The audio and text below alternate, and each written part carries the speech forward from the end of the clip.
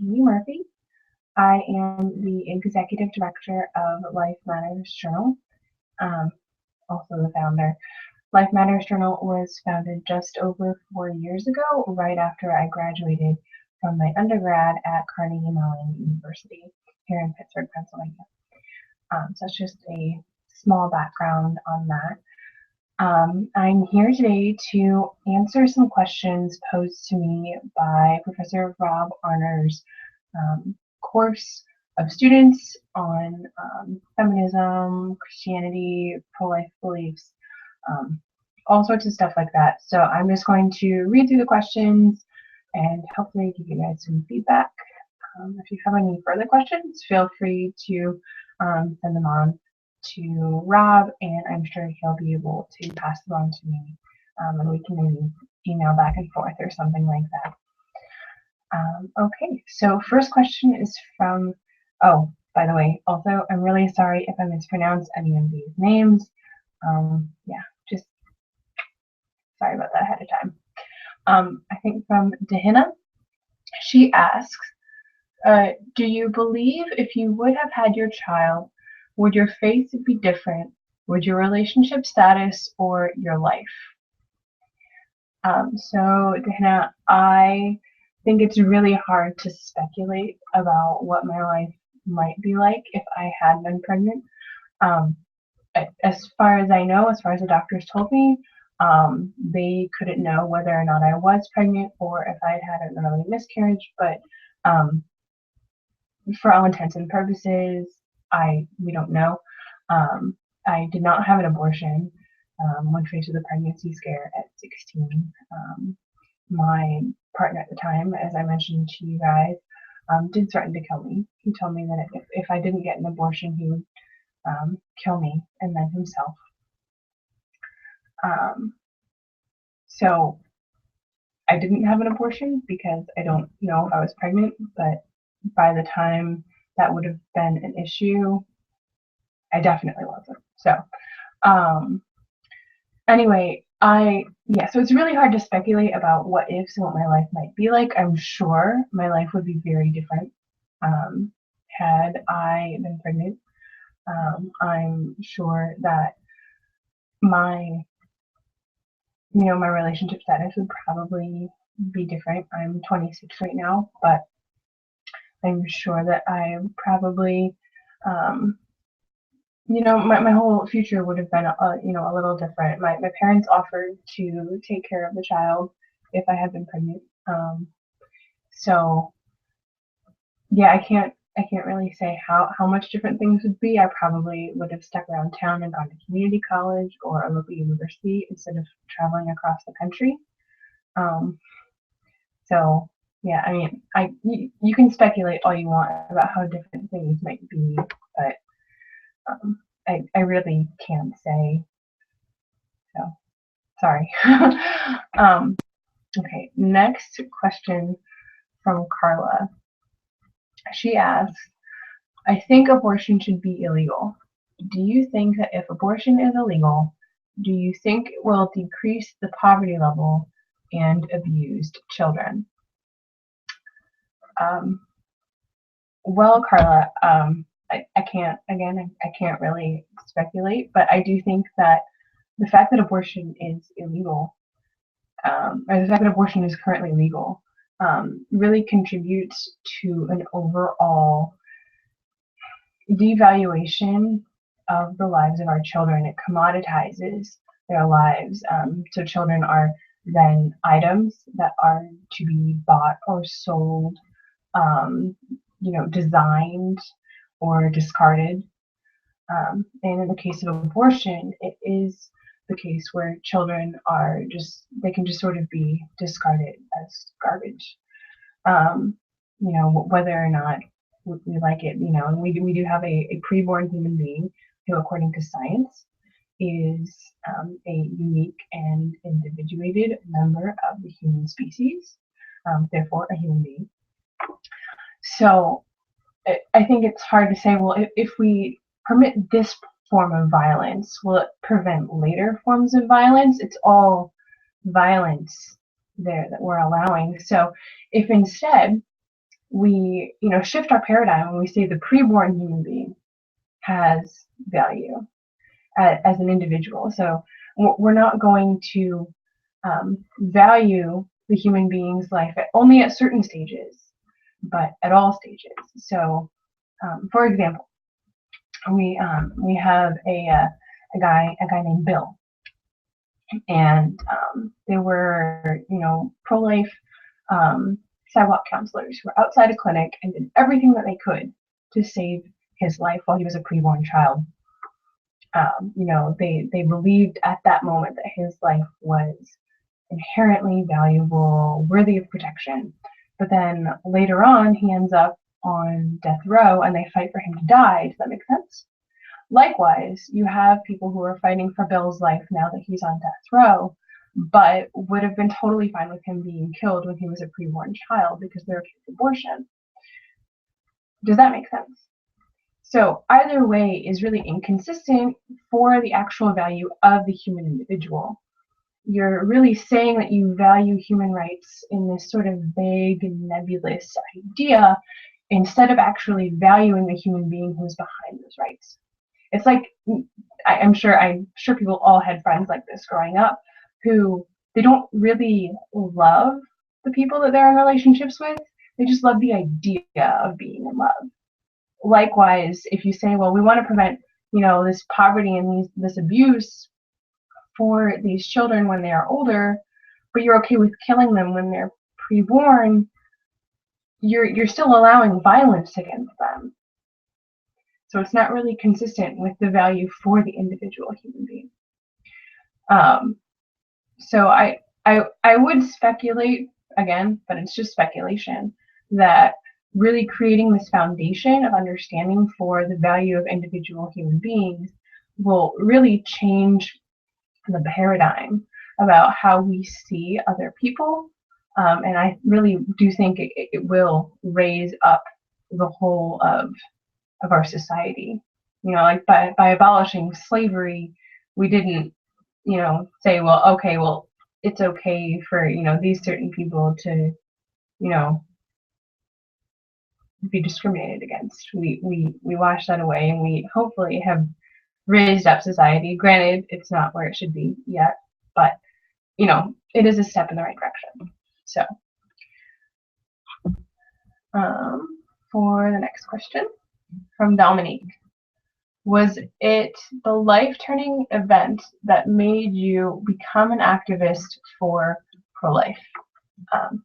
Dominique, I would say pretty certainly. It was at least the impetus that really started my road towards, learning about what abortion was, learning about prenatal development, embryology, and the science behind things. So the pregnancy scare that happened when I was 16, it really made me understand that violence could not be the solution to problems. And as such, I really embraced feminism because the core tenets of feminism are equality, non-discrimination, and non-violence. And so if I understood that the preborn child, if I had been pregnant, if the preborn child within me was going to be victim of violence and abortion, that if I had been killed, they would have been victim of the same violence. And I understood then that I couldn't perpetuate this cycle of violence by getting involved in abortion. Dominique has, I think, 2 more questions. Did you join groups who felt the same way, or did you form them? When I was 16 and 17, the groups that I began to follow were groups like Feminists for Life, groups like Rock for Life, and groups like abort73.com. Groups that were, both in line with my, my forming ideology, I guess, about, nonviolence, non-discrimination, and equality, but also with including respect for the preborn child. As I grew in college, I started embracing, this very holistic, consistent ethic of life that Rob really champions in his book, Consistently Pro-Life. Highly recommend it if you haven't read it, though I'm sure you probably have.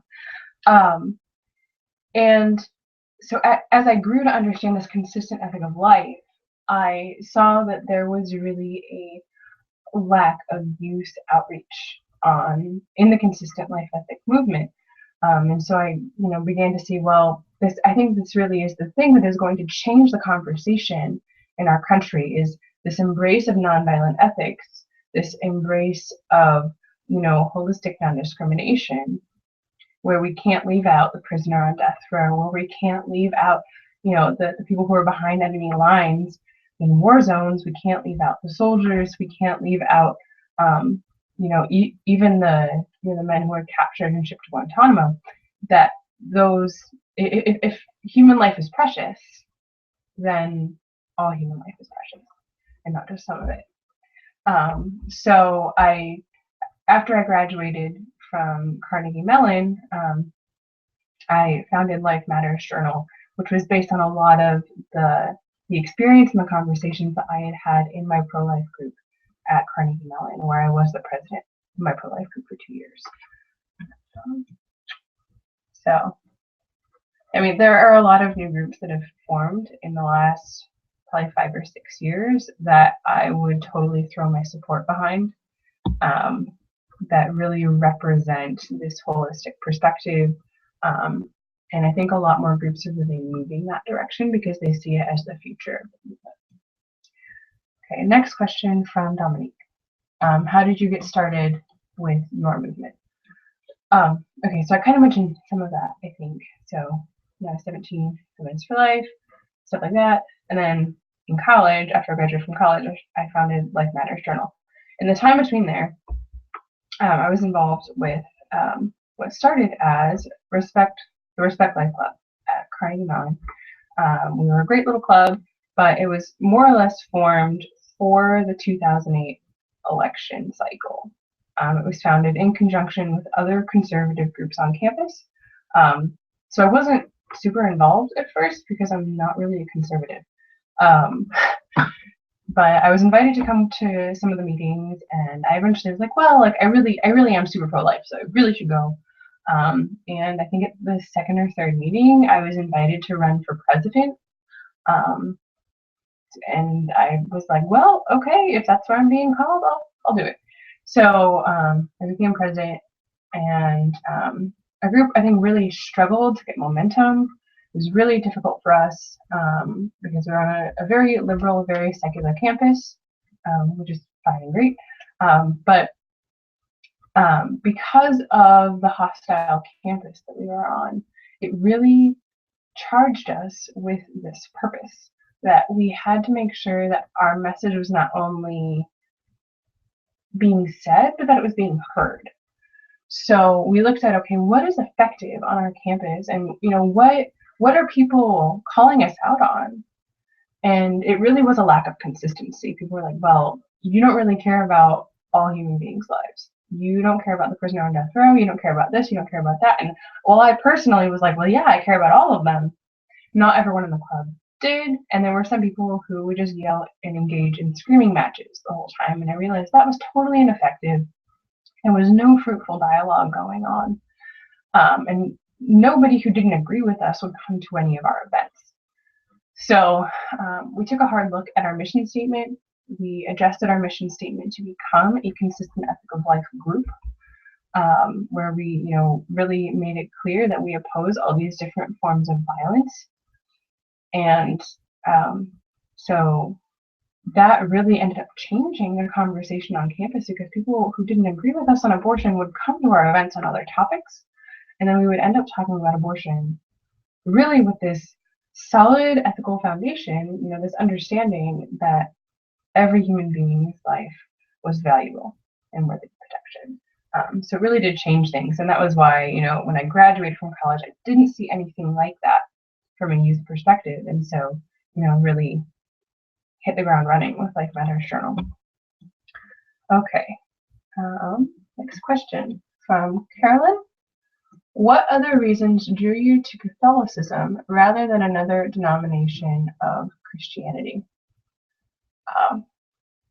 Okay, so I think we talked a lot about how I ended up in the Catholic Church because I believe in the Catholic Church has truth, capital T, truth.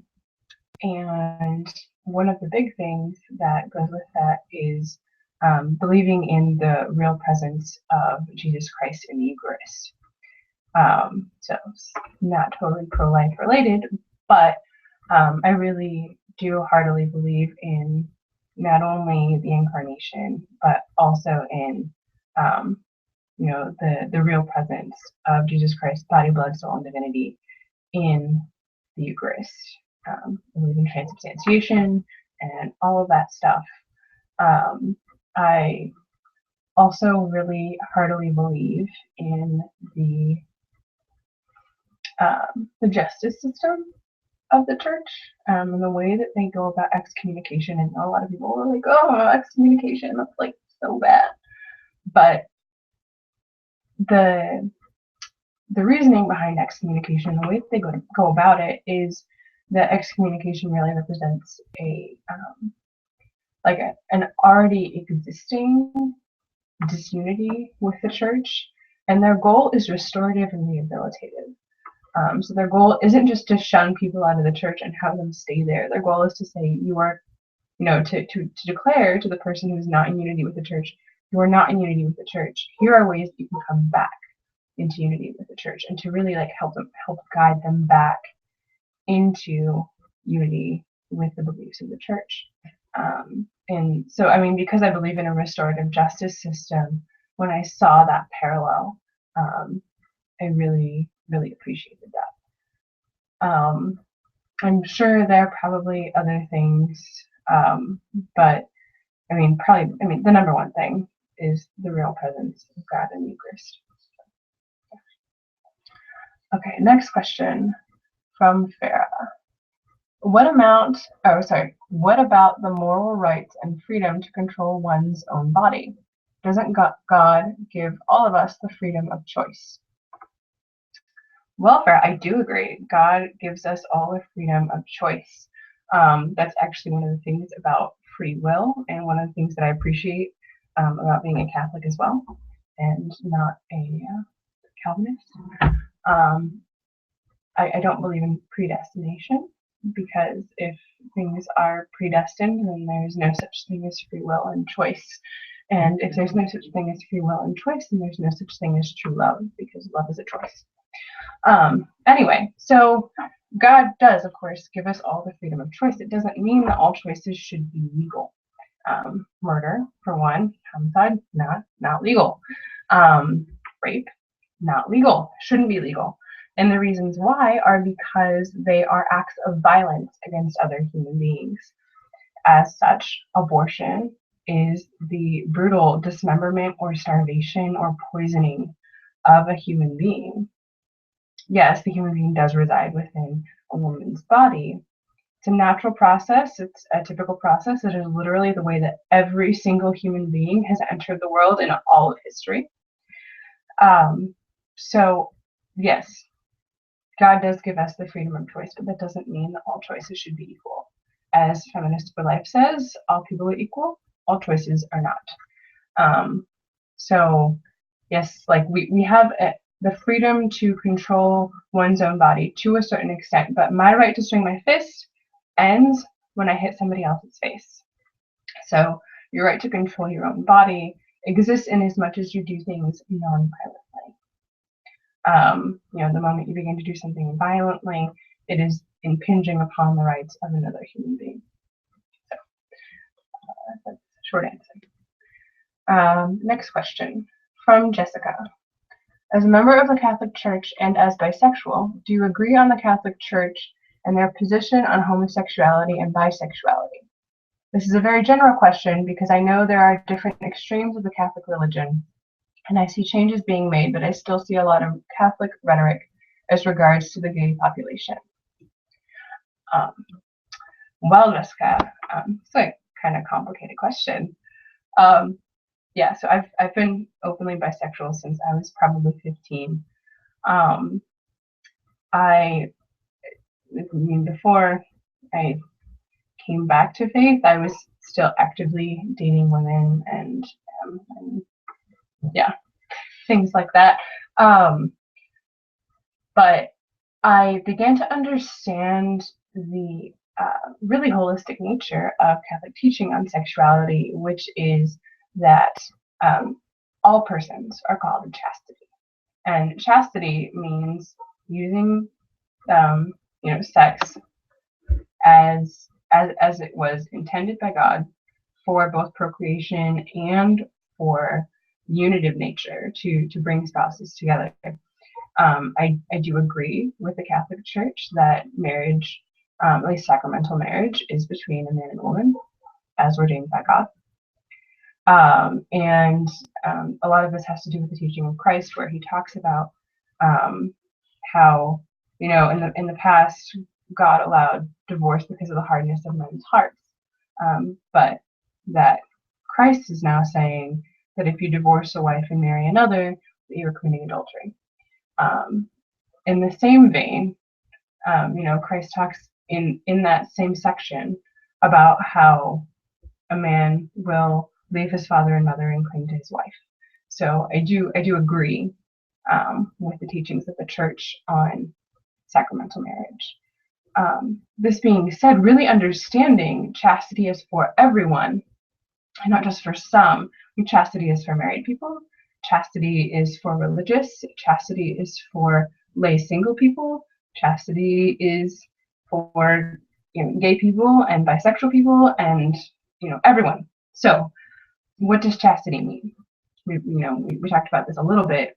Chastity is using sex inside of marriage as it was meant to be. So chastity is, I think G.K. Chesterton might have talked about it a little bit differently, that chastity is not a no. Chastity is it's much more of a yes, and a yes to the truth of God and a yes to the truth of who you are. And not seeking sex is solely for the benefit of oneself and pleasure, but for the good of marriage, for the good of the human family.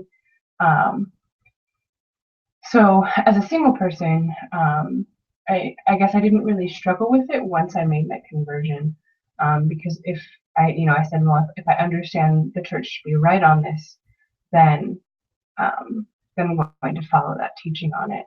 And so chastity in that regard wasn't really too difficult for me, because I understood it as for everyone. I was like, well, all the single people are called to be chaste and abstinent, and all the married people are called to be chaste and only have sex with their spouse, and also only in certain manners. And then for religious, it's they're called to be abstinent as well. So chastity means different things for different people, but everyone is called to chastity. And I really appreciated that about the Church, that everyone was called to it, and it wasn't just for some people.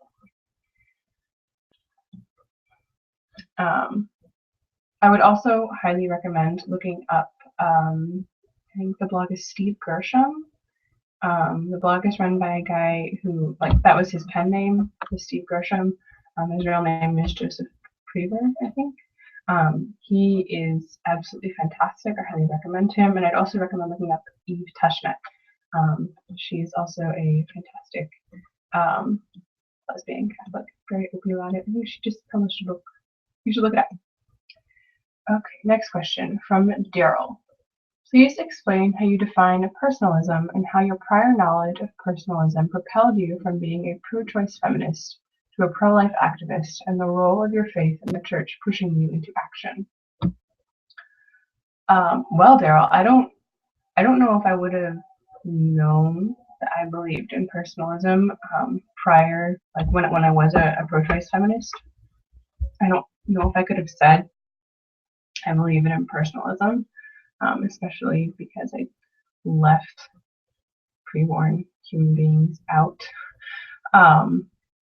But I mean, this personalism is something that is pushed even by Christ in the Gospels, and it obviously doesn't have that name, in the Gospels, but it's obvious once you look at it that Christ does have this understanding of the inherent value of all human beings.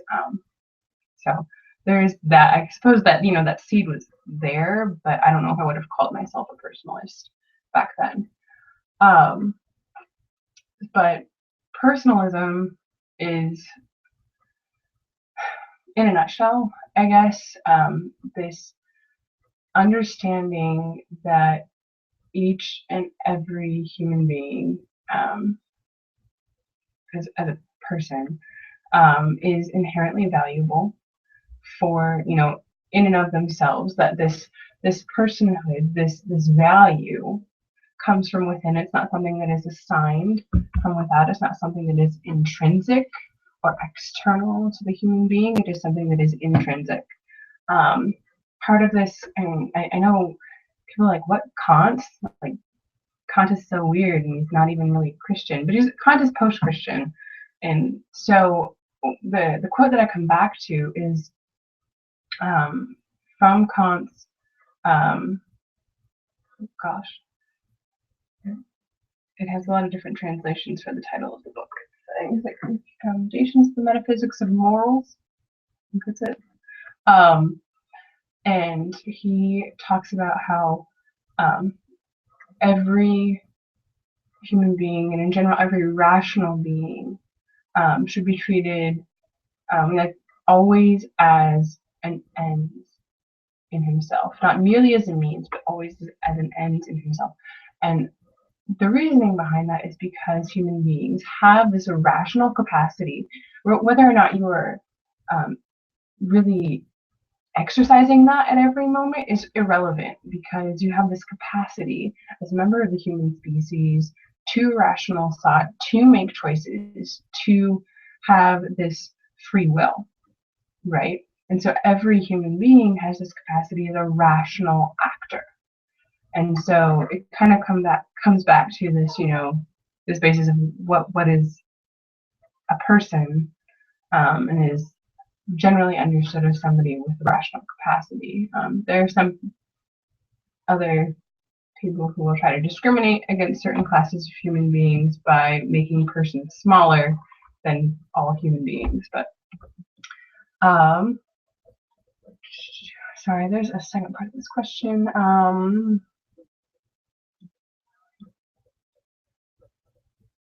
How your prior knowledge of personalism, the role of my faith and the church in pushing me into action. Okay. So one of the things that I really struggle with these days is a vice called pusillanimity. It is the opposite of the virtue of magnanimity. Magnanimity being courage in the face of temptation, in the face of hard times, things like that. Pusillanimity being the opposite, more or less, that when faced with hard times and difficulties, to think that the evil is too big, or is insurmountable. There's nothing that I can do, so why should I even bother doing anything? And I do think that at least these days, my faith has been a real solace to me, knowing that Christ has conquered all. That anything that I do to help build up the kingdom is worthwhile, regardless of whether or not I think it is currently fruitful. So really looking to Christ, really looking to the church, really looking to my faith. Delano, no, sorry, I have dogs. They just entered the office. Go outside. No.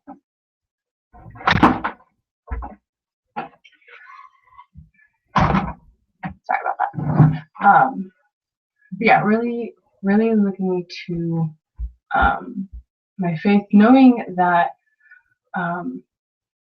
it is not by the words alone. Not everyone who says to me, Lord, Lord, will enter the kingdom of heaven. That our works are really faith put into action, and so I can't do nothing when there are other human beings who are being harmed. I can't do nothing. Yeah, it's much better to be the Good Samaritan than the two that passed the poor guy on the road ahead of the Samaritan. So yeah, that's a little bit, I guess, a little bit of an insight. Okay, from Sarita, do you feel that if the situation you went through was different and it wasn't your boyfriend who threatened to kill you, but instead you were raped and tortured, would you feel the same way? Sarita, I don't know if I really mentioned this in my talk because I try to keep it a little quieter because, of course, rape is something that is really, really traumatic.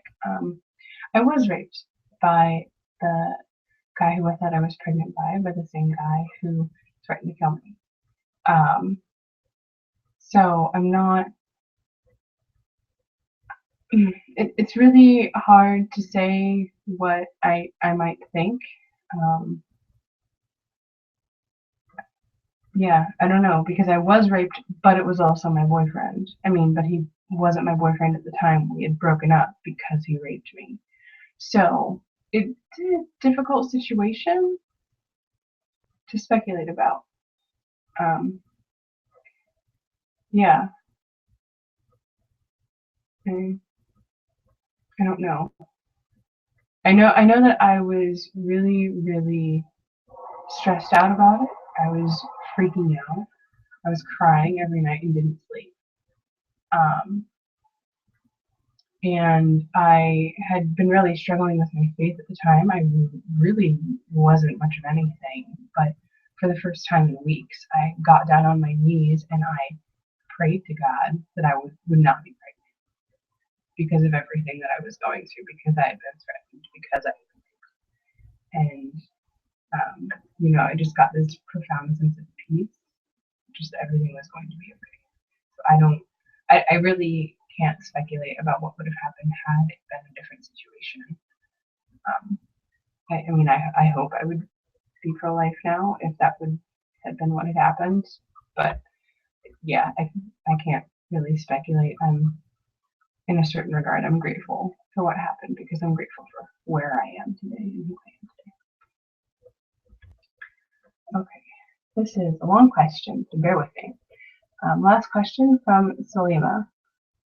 Aimee, something that catches my attention is the fact that women being sold, belittled, ignored, etc.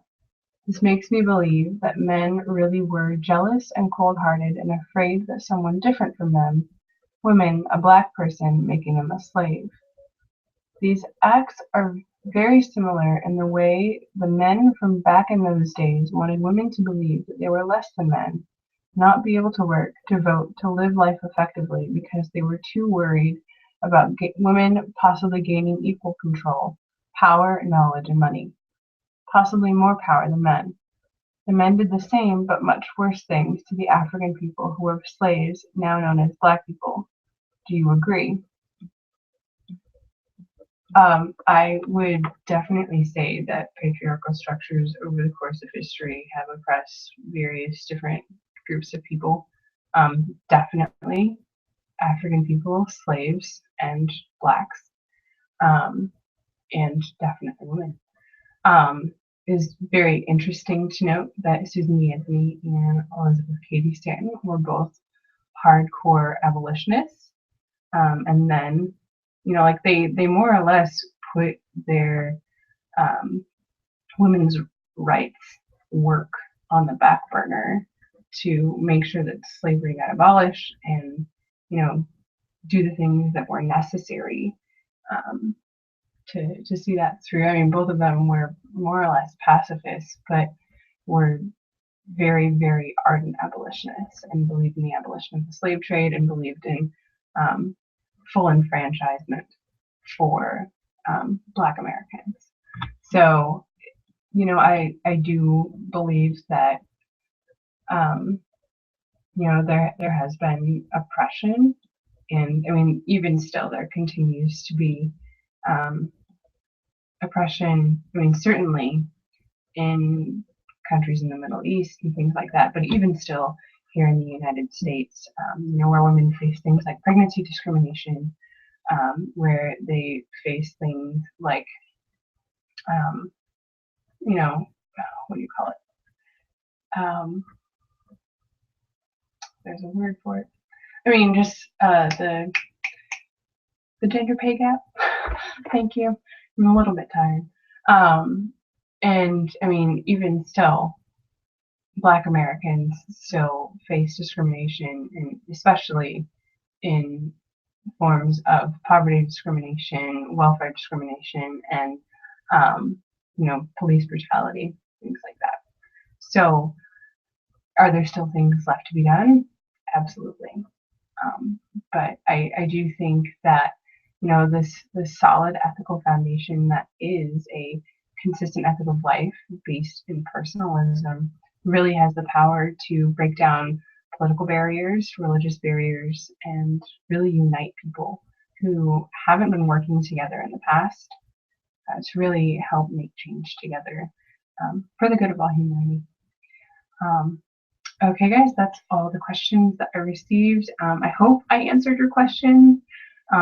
If you have any follow-ups or anything like that, feel free to let Rob know, and I can try to send you an email back. I'm a little bit better when it comes to writing questions as an introvert. Writing answers, better at essays than talking out loud. But if you have any questions, yeah, let me know. I hope you enjoyed it. And I wish you all the best in finishing up the course. And I wish you happy holidays, Merry Christmas, and Happy New Year. Okay.